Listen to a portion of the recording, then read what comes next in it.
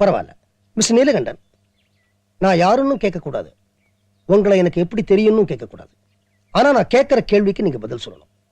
ஏன் நீங்க இப்படி ஒரு கோழையாவே இருக்கீங்க? சார், நினைச்ச அப்பா அம்மாவுக்கு நான் பிறக்கல, கிடைச்ச அப்பா அம்மாவுக்கு தான் பிறந்தேன். கிடைச்ச அப்பா அம்மாவுக்கு பிறந்ததுனால நினைச்ச குழந்தை பருவம் கிடைக்கல, கிடைச்ச குழந்தை பருவம் தான் கிடைச்சது.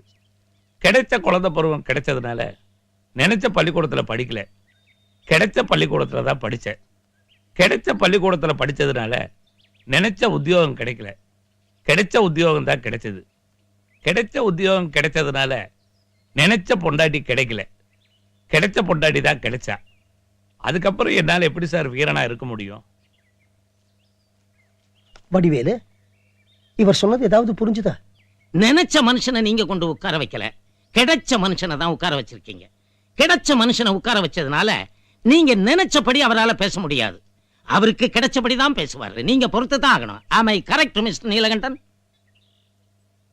உட்காருங்க.